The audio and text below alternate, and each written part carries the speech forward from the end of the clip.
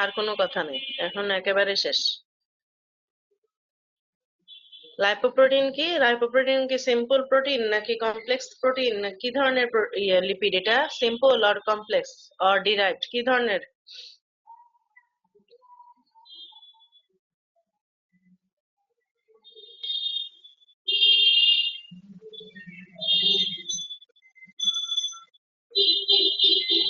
Lipid plus protein, তাহলে এটা কি ধরনের লিপিডের এক্সাম্পল হইলো? লিপিডের সাথে প্রোটিন, তাহলে ম্যাম কি ধরনের কমপ্লেক্স। এক্সাম্পল হলো এটা? কি complex ma'am. Ma'am complex complex. Lipid, তাহলে লাইপোপ্রোটিন আর, হ্যাঁ, lipoprotein are the spherical macromolecular complexes of lipid and specific protein called apoprotein. Apoprotein ও বলে, অনেকে apolipoprotein ও বলে। ফাংশন কি এই লাইপোপ্রোটিন মানে লিপিড এবং প্রোটিনের কম্বিনেশন কেন দরকার? Because they keep water insoluble lipid in solution of aqueous plasma and provide mechanism for transporting their lipid component to and from the tissue. They contain neutral lipid core made of TAG, মানে triacylglycerol, cholesterol ester, shell of amphipathic phospholipid, unesterified cholesterol and apoprotein. এটা তোমাদের পরীক্ষাতে আসে probably সানাফদের ব্যাচে, সানাফ বা এর আগের ব্যাচটাতে এই লাইপোপ্রোটিনের স্ট্রাকচারাল অর্গানাইজেশনটা পরীক্ষাতে আসছিল। এটা তো লিপিং কটের ছবি, তোমরা চাইলে এবিসির ছবিও দিতে পারো সিম্পলি। যে একেবারে কোর, যেটা কোরের মধ্যে থাকবে যেগুলো একেবারে ওয়াটার ইনসলিবল, যেমন ট্রাইঅ্যাসাইল গ্লিসারল আর হচ্ছে কোলেস্টেরল এস্টার, এগুলা থাকবে একবারে ভিতরে সেন্টারে। তার বাইরের দিকে থাকবে যেগুলো রিলেটিভলি ওয়াটার সলিবল, যেগুলোর অ্যামফিপ্যাথিক টেইল আছে, যেমন ধরো ফসফোলিপিড আর হচ্ছে ফ্রি কোলেস্টেরল, এগুলা থাকবে হচ্ছে বাইরের দিকে।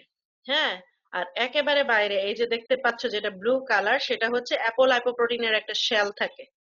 তাইলে তিনটা স্টেজ মানে তিনটা স্টেপ আর কি এটার অর্গানাইজেশনের। একবারে কোর যেটা একবারে ভিতরে থাকবে হচ্ছে টিএজি এবং কোলেস্টেরল এস্টার, তারপরের লেয়ারে থাকবে হচ্ছে ফসফোলিপিড এবং ফ্রি কোলেস্টেরল, বা যেটাকে তোমরা বলতে পারো আনএস্টেরিফাইড কোলেস্টেরল। হ্যাঁ, আর একেবারে বাইরে যে ব্লু কালারের যে কোটিংটা সেটা হচ্ছে অ্যাপোলাইপোপ্রোটিন।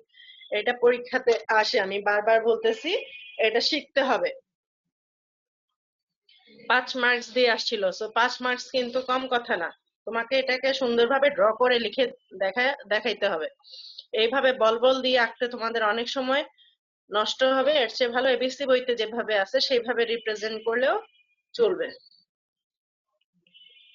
তারপরে দেখো এখানে ইলেকট্রোফরেটিক মোবিলিটি, মানে আমরা যখন একটা ইলেকট্রিক ফিল্ডের মধ্যে লাইপোপ্রোটিন গুলাকে মুভ করতে দিব, অ্যানোডের দিকে কিছু মুভ করবে আর কিছু থাকবে ক্যাথোডের দিকে। অ্যানোডের দিকে যেগুলা মোবিলিটি হবে সেগুলাকে আমরা বলবো আলফা লাইপোপ্রোটিন, এবং যেগুলা ক্যাথোডের দিকে থাকবে সেগুলো হচ্ছে বিটা লাইপোপ্রোটিন, আর যেটা একেবারে অরিজিনের মধ্যেই থেকে যাবে, মানে যেখান থেকে আমরা মুভ করাচ্ছি সেখানেই থাকবে, সেটা হচ্ছে কি কাইলোমাইক্রন।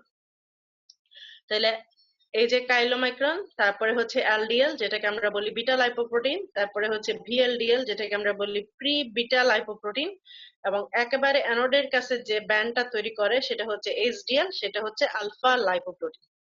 এটা এমনিতে ওই যে লিপিডেমিয়ার ক্লাসিফিকেশনে তোমাদের একটু লাগতে পারে, আদারওয়াইজ এটা খুব একটা লাগে টাগে না তোমাদের লেভেলে। এখন এখানে সাইজ দেখাচ্ছে, সাইজটা তো অবশ্যই জরুরি, জিজ্ঞেস করবে। সবচেয়ে বড় সাইজ তোমরা দেখতে পাচ্ছ কাইলোমাইক্রন। হ্যাঁ, সবচেয়ে বড় যেটা সেটা হচ্ছে কাইলোমাইক্রন, তারপরেরটা হচ্ছে ভিএলডিএল, তারপরেরটা হচ্ছে এলডিএল, এবং সবার ছোট যেটা সেটা হচ্ছে এইচডিএল। মানে সাইজ যদি আমরা চিন্তা করি তাহলে কাইলোমাইক্রন, ভিএলডিএল, এলডিএল, এইচডিএল এর মধ্যে সবচেয়ে বড় হচ্ছে কাইলোমাইক্রন আর সবচেয়ে ছোট হচ্ছে এইচডিএল। আর ডেনসিটির কথা আমরা যদি, ডেনসিটির মানে কি ঘনত্ব নাকি? ডেনসিটির কথা আমরা যদি চিন্তা করি তাহলে ডেনসিটি দেখো যত নিচের দিকে যাচ্ছে ডেনসিটি কিন্তু তত বাড়তেছে। নামই হচ্ছে সবচেয়ে নিচের যেটা সেটা নামই হচ্ছে হাই ডেনসিটি লাইপোপ্রোটিন, আর বাকিগুলা হচ্ছে মানে রিলেটিভলি কম। এটা হচ্ছে লো ডেনসিটি, এটা হচ্ছে ভেরি লো ডেনসিটি, তারপরে হচ্ছে কাইলোমাইক্রন। এখানে এই এই জিনিসটা তোমাদের মুখস্থ রাখতে হবে, সবগুলা না, আমি তোমাদেরকে টেকনিক শিখিয়ে দিচ্ছি। প্রথমে তোমাদের সোর্স বা অরিজিনটা জানতে হবে, ভিএলডিএল, এলডিএল, এইচডিএল, এই মাঝখানের আইডিয়ালটার দরকার নাই, কিন্তু আমি যেখান থেকে ছবি পাইছি সেখানে আইডিএলও ছিল, এই জন্য এটাকে বাদ দেওয়ার কোনো উপায় ছিল না। তো কাইলোমাইক্রন, ভিএলডিএল, এলডিএল আর হচ্ছে এসডিএল। তো কাইলোমাইক্রনের সোর্স মানে অরিজিন আমরা জানি ইন্টেস্টাইনে, ভিএলডিএল এর হচ্ছে লিভারে, এলডিএল এর হচ্ছে ব্লাডে ফ্রম ভিএলডিএল, আর এসডিএল হচ্ছে অরিজিন হয় লিভার এবং পার্টলি ইন ইন্টেস্টাইন। এটা হচ্ছে অরিজিন। ডায়ামিটার লাগবে না, ডেনসিটিটা মনে রাখলেই হবে যে নিচের দিকে ডেনসিটিটা বাড়তে থাকবে। আর কম্পোজিশন, এটা একটু বুঝার ব্যাপার আছে। কম্পোজিশন গুলা দেখো, যত উপরের দিকে প্রোটিনের পরিমাণ তত কম। কাইলোমাইক্রনে শুধু প্রোটিন 2%, ভিএলডিএল এ 10%, এলডিএল এ আমি রাউন্ড করে যদি বলি তাইলে এটা হচ্ছে 20%, আর এইচডিএল এ হচ্ছে 55%। মানে যত নিচের দিকে নামছে প্রোটিনের পরিমাণ বাড়ছে। আর এলডিএল সরি লিপিডের পরিমাণ কি হইলো, কাইলোমাইক্রনের সবচেয়ে বেশি, এইচডিএল এর সবচেয়ে কম। এই জিনিসটা তোমরা অ্যারো দিয়েও মনে রাখতে পারো যে উপরের দিকে মানে উপরে যে লিপিড লাইপোপ্রোটিনটা কাইলোমাইক্রন, সেটাতে প্রোটিন কম লিপিড বেশি। আর একেবারে নিচে যেটা, সেটাতে প্রোটিন বেশি লিপিড কম। হ্যাঁ, আর মেইন লিপিড গুলার নাম তোমাদেরকে জানতে হবে। কাইলোমাইক্রন এবং ভিএলডিএল এই দুটোর মধ্যে হচ্ছে সবচেয়ে বেশি লিপিডের হচ্ছে টিএজি, এই দুইটার মধ্যে হচ্ছে টিএজি রিচ। আর এলডিএল এবং এসডিএল এই দুইটা হচ্ছে ফসফোলিপিড এবং কোলেস্টেরল রিচ। ফসফোলিপিড এবং কোলেস্টেরল রিচ এগুলো মেটাবলিজমের সময় কাজে লাগবে, যে তুমি যখন মেটাবলিজম পড়বা তখন এই জিনিসগুলা কাজে লাগবে। আর কোনটার মধ্যে কোন অ্যাপোপ্রোটিন বাইন্ড করে থাকে, কাইলোমাইক্রনে তোমরা জানো অ্যাপোবি48 থাকে। এখানে অনেকগুলো আছে, সবগুলোর দরকার নাই। অ্যাপোবি48 থাকে, ভিএলডিএল এ থাকে বি100, এলডিএল এ থাকে বি100, আর এসডিএল এ থাকে অ্যাপো এ সি আর ই। বুঝতে পারছেন নাকি আবার রিপিট করতে হবে?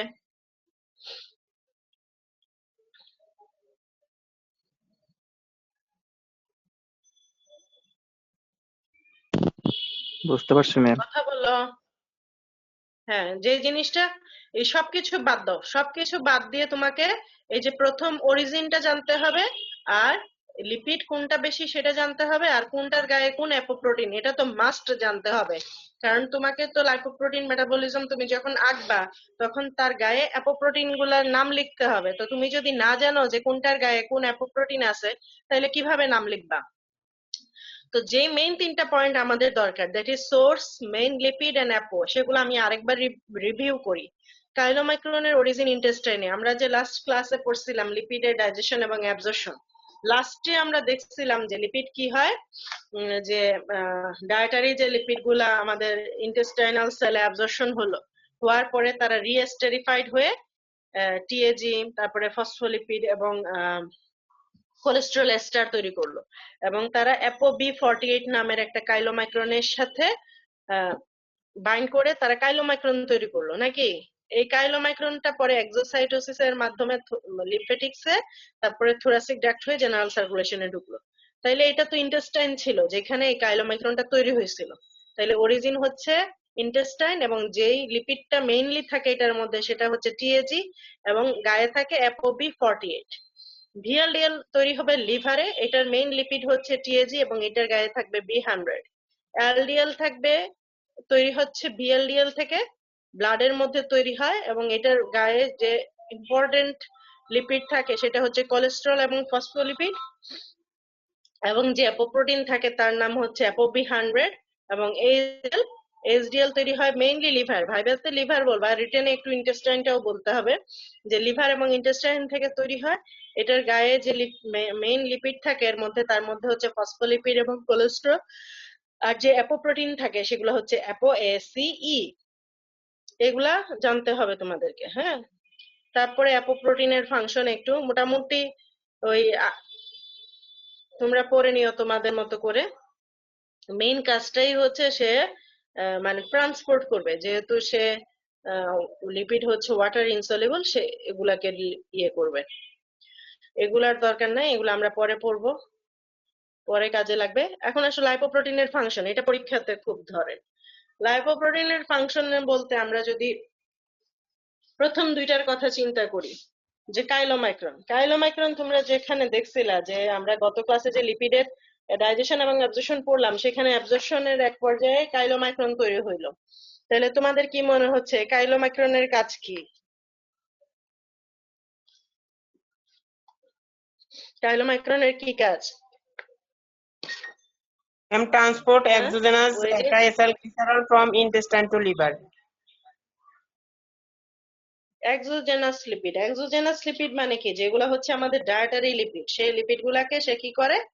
ট্রান্সপোর্ট করে। তাহলে কাইলোমাইক্রনের মাধ্যমে আমাদের যে ডায়েটারি লিপিড গুলা ছিল, মানে লিপিড গুলা ট্রান্সপোর্ট হয় নাকি? এটা হচ্ছে কাইলোমাইক্রনের ফাংশন। তারপরে আসো ভিএলডিএল। ভিএলডিএল, এলডিএল এবং এইচডিএল। ভিএলডিএল এর কাজ কি?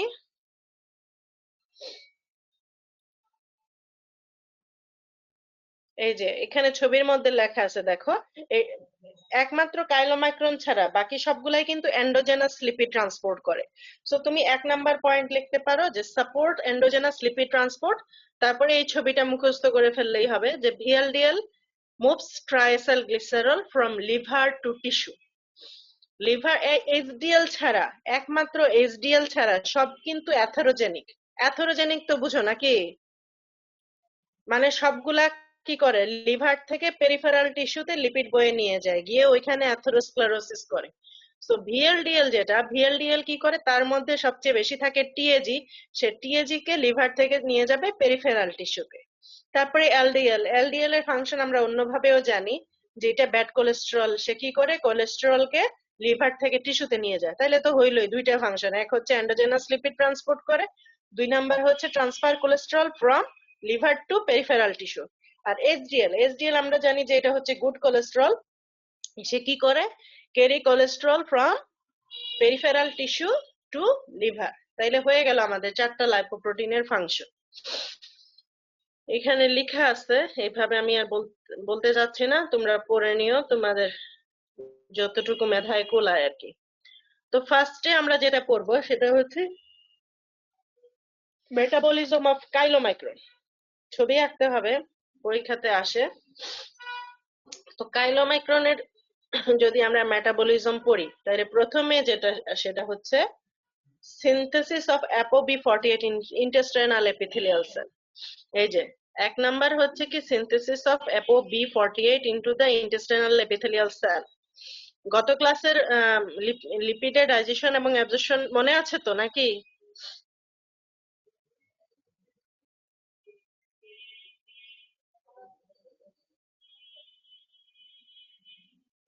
কথা বলো, মনে আছে না? তাহলে সেখানে আমরা দেখছিলাম যে ইন্টেস্টাইনের মধ্যে ApoB48 তৈরি হয়। তাহলে 1 নাম্বার পয়েন্ট হচ্ছে synthesis of ApoB48 in intestinal epithelial cell. 2 number হচ্ছে কি synthesis and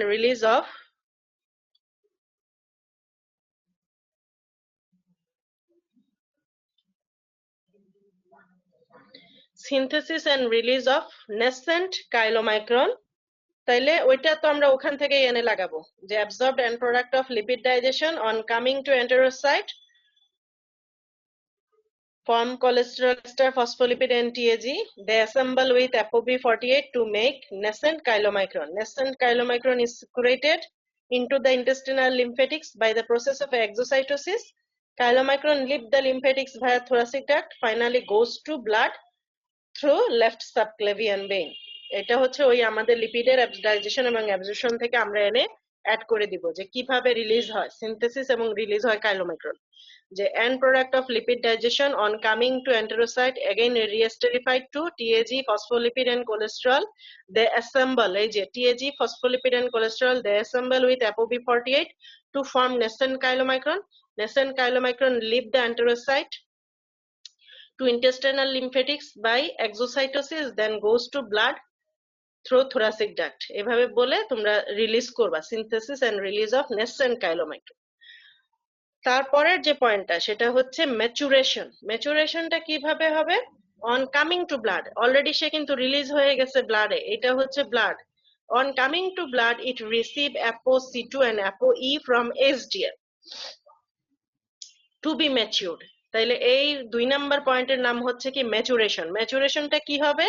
on coming to blood it receive ApoC2, এই যে দেখতে পাচ্ছ নীল কালার দেওয়া, ApoC2 and ApoE from HDL to become mature chylomicron। এই যে তোমরা দেখতে পাচ্ছ যে এটার মধ্যে ApoB48 আছে, ApoC2 আছে, ApoE আছে। এখন একটু মডিফিকেশন হবে, সেই মডিফিকেশনটা এই ফিগারে নাই। তোমরা চাইলে এটাকে একটা এরো দিয়ে এখানে অ্যাড করে এই ছবিটাকে আরেকটু রাইটে সরাই দিতে পারো। তো সেখানে যে ছবিটা অ্যাড হবে সেটা হচ্ছে কি একটু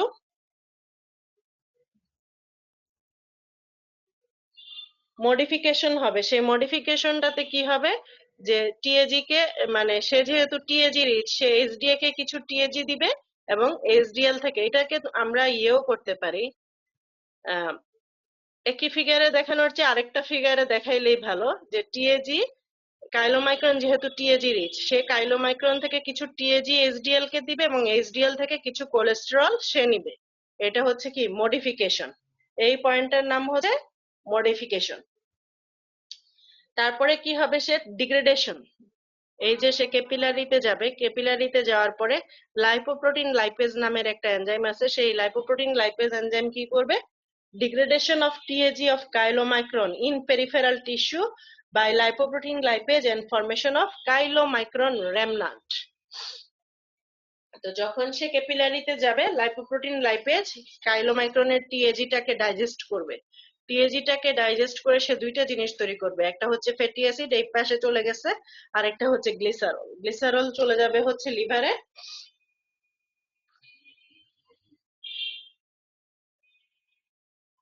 আর ফ্যাটি অ্যাসিড গিয়ে অন্যান্য সেলের মধ্যে আদারওয়াইজ মানে স্টোর হবে অথবা ইউটিলাইজেশন যেটা হয় হবে।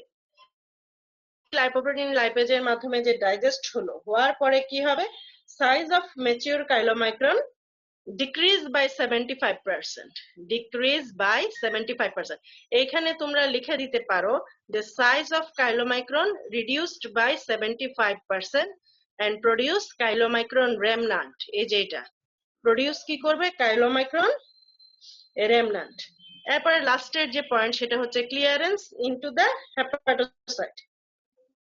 তো কাইলোমাইক্রন রেমনান্ট গোস টু লিভার, এই যে লিভারে যাবে। Chylomicron remnant goes to liver. LDL receptor of hepatocyte recognize chylomicron remnant with the help of their ApoE and then internalize them by receptor mediated endocytosis to metabolize the constituents of chylomicron within the hepatocyte. এটা জিজ্ঞেস করবে ভাইবাতে যে এই যে ঢুকলো chylomicron রেমনান্ট, যে লিভারে যাবে, লিভারে যাওয়ার পরে কাইলোমাইক্রন রেমনান্টকে চিনবে কিভাবে লিভার, তখন তুমি কি বলবা যে with the help of ApoE। তো ApoE এর মাধ্যমে সে লিভারে যাবে, গিয়ে রিসেপ্টর মেডিয়েটেড এন্ডোসাইটোসিস এর মাধ্যমে সে লিভারে ঢুকে যাবে। ঢুকে যাওয়ার পরে লিভার তার যে ফার্দার যে কনস্টিটিউয়েন্টস গুলো আছে সেই কনস্টিটিউয়েন্টস গুলাকে মেটাবলাইজ করবে। এটা হচ্ছে আমাদের কাইলোমাইক্রনের মেটাবলিজম। তো শুরু থেকে আমরা যদি একবার বলি যে এক নাম্বার হচ্ছে কি সিনথেসিস অফ ApoB48। আমাদের যে অ্যাপোপ্রোটিন আছে সেই অ্যাপোপ্রোটিন ছাড়া তো তার ব্লাডে রিলিজ হওয়া সম্ভব না, তাইলে সে synthesis of ApoB48 into the intestine.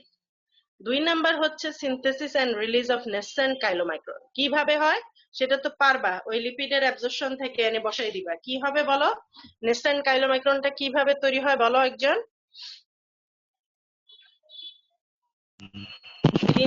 In product of lipid digestion, product product গ্লামেন অ্যান্ট্রাসাইডের মধ্যে এসে ম্যাম রিএস্টেরিফাই হয়ে কোলেস্টেরল এস্টার এবং ফসফোলিপিড এবং ট্রাইসাইলগ্লিসারল ফর্ম হবে ম্যাম। এগুলা ম্যাম একসাথে এবং ApoB48 মিলে ম্যাম ন্যাশনাল কাইলোমাইক্রন তৈরি করবে ma'am. They combine with ApoB48 to form nascent chylomicron. এবং এই nascent chylomicron কিভাবে ব্লাডে আসবে বলো তো? ম্যাম লিম্ফেটিক্স এর মাধ্যমে ব্লাডে আসবে ম্যাম। হ্যাঁ, কোন প্রসেসে এটা তো তোমাকে ভাইবাতে জিজ্ঞেস করবে।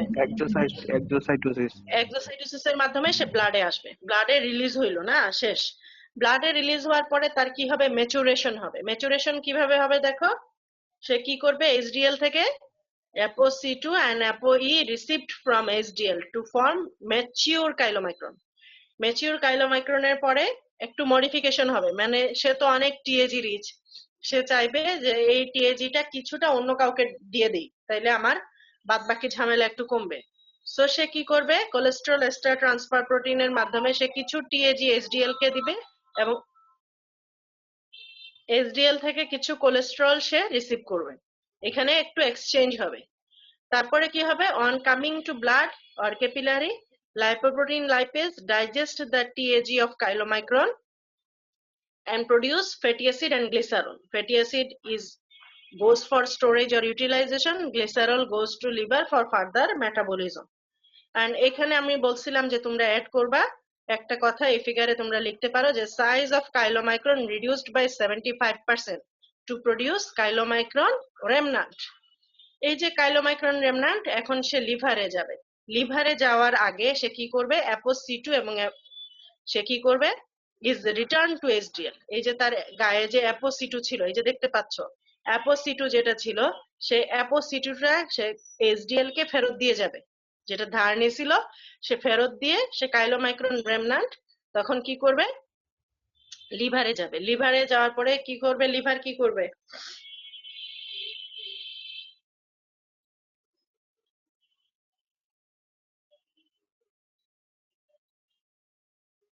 হ্যাঁ ম্যাম লিভারের মধ্যে ম্যাম এলডিএল রিসেপ্টর আছে ম্যাম, ওইটা ম্যাম অ্যাপো E2 এর সাহায্যে ম্যাম chylomicron remnantটাকে ম্যাম রিকগনাইজ করবে।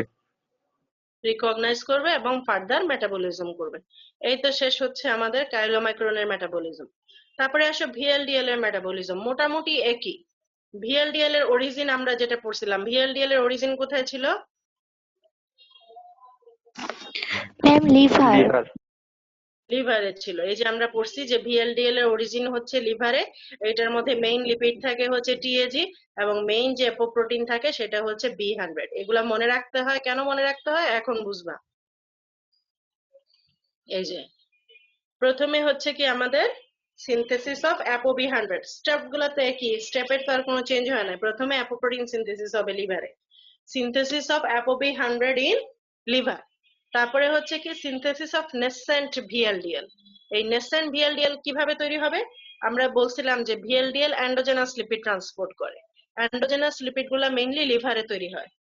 তাইলে আমরা বলতে পারি যে hepatocyte synthesise TAG, cholesterol ester, phospholipid and free cholesterol endogenously.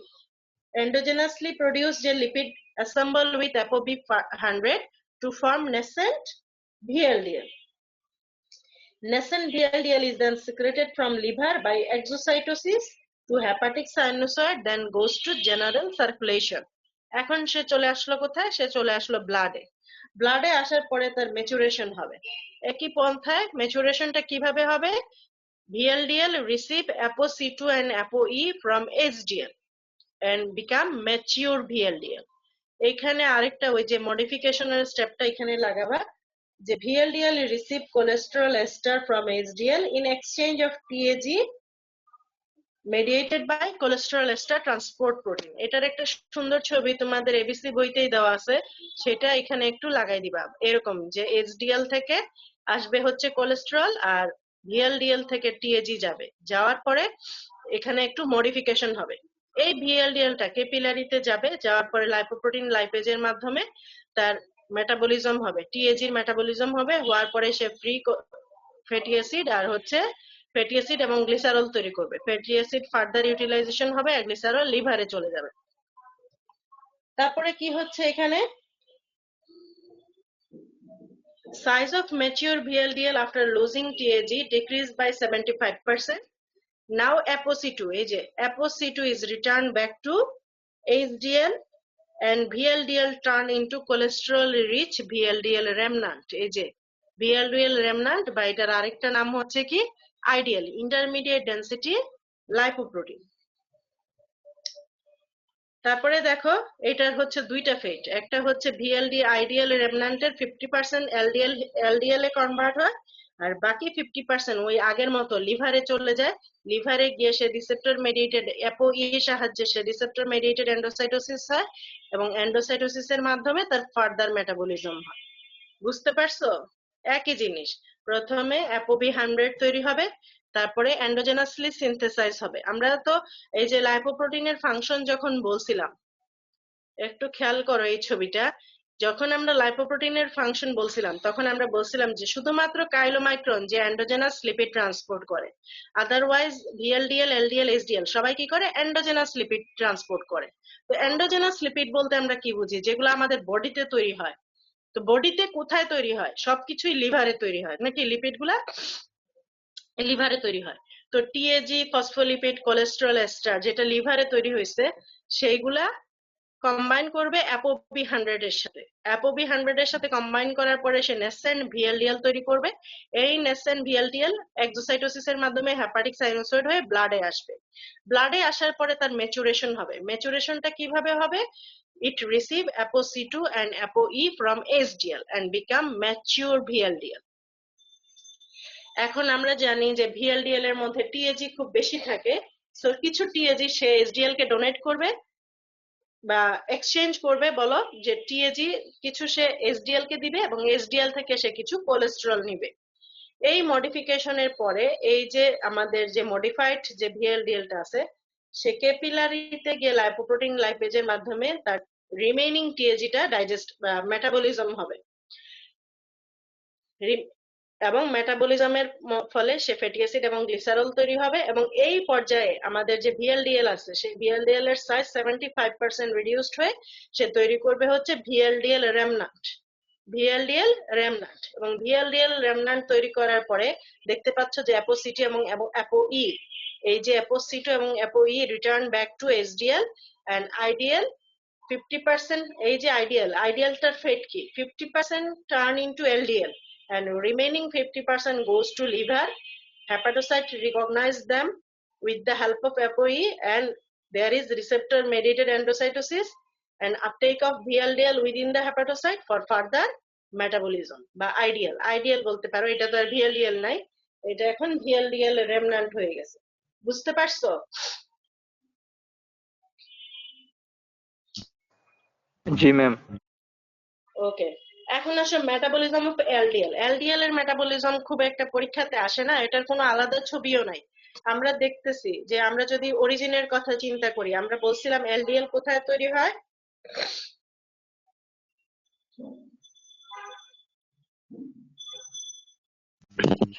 Ma'am ইয়া তো হবে ম্যাম বিএলডিএল রেমনান্ট থেকে।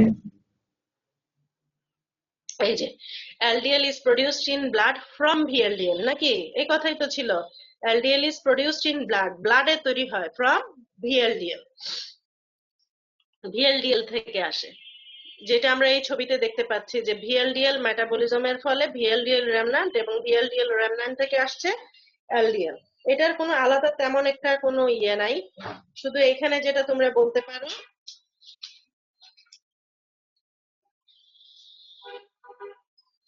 যে এখানে কিছু মডিফিকেশন হবে, যে এলডিএলটা, এই যে এলডিএল যেটা বা আইডিএল যেটা, এই যে আইডিএলটা কি করবে যে এইচডিএল থেকে কিছু কোলেস্টেরল সে নিবে এবং কিছু টিএজি সে এইচডিএল কে দিবে by cholesterol ester transfer protein. দেওয়ার পরে এই যে হেপাটিক লাইপেজ, সরাসরি আমরা বলতে পারি যে হেপাটিক লাইপেজ এই আইডিএল যেটা তৈরি হয়েছিল সেই আইডিএল কে হাইড্রোলাইজ করবে, করে এটা কি তৈরি করবে?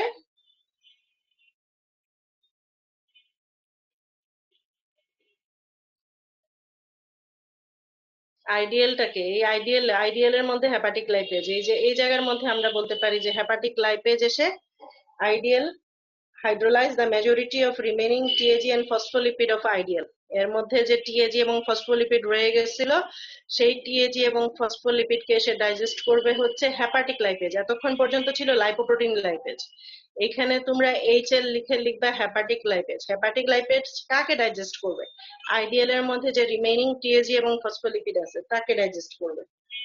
করার পরে সে তৈরি করবে ফ্যাটি অ্যাসিড এন্ড গ্লিসারল এবং এটা ম্যাচিউর হবে বা রিলিজ করবে LDL. LDL is coated by B100 এবং এই যে এলডিএলটা তৈরি হয় এই এলডিএল এর আবার ফেট হচ্ছে দুইটা। এলডিএল এর ফেট হচ্ছে দুইটা। এলডিএল এর বা মেটাবলিক ফেট আমরা যদি বলি, একটা হচ্ছে controlled mechanism, catabolism by controlled mechanism, আর একটা হচ্ছে catabolism by uncontrolled mechanism. Controlled মেকানিজমে কি হয়? এলডিএল এন্ডোসাইটোসিস হয় লিভারে, লিভারে যাওয়ার পরে তোমরা নেগেটিভ ফিডব্যাক মেকানিজম জানো তো নাকি? নেগেটিভ ফিডব্যাক মেকানিজমে কি হবে? যে কোনো নেগেটিভ ফিডব্যাক মেকানিজমে কি হচ্ছে?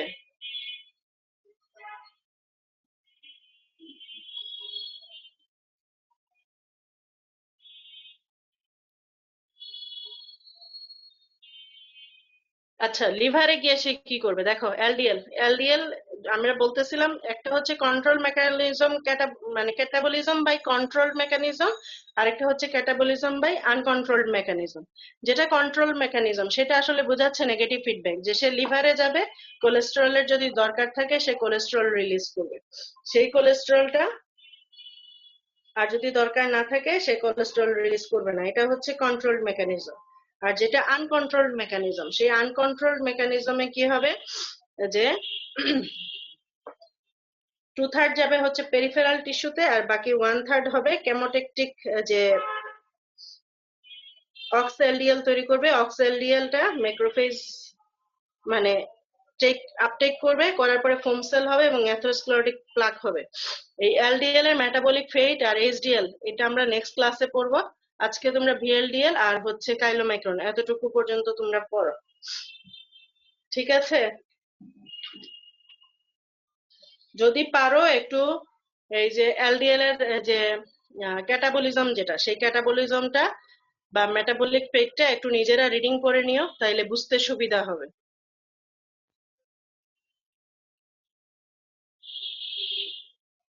আমরা নেক্সট ক্লাসে এই যে এলডিএল এর বাকি অংশটুকু, মেটাবলিক ফেট আর হচ্ছে মেটাবলিজম অফ এইচডিএল, এই দুইটা জিনিস পড়ে আমরা হচ্ছে লাইপোপ্রোটিন মেটাবলিজম শেষ করব ইনশাআল্লাহ। তাহলে ম্যাম সবাই আপনি ভালো থাকো। বলছিলেন কোশ্চেনের নোট করে দিবেন। নোট তো করছিলাম বাট পাঠাইতে খেয়াল ছিল না, তুমি নক দিলে পারতা, আমি পাঠাই দিব আজকে ইনশাআল্লাহ।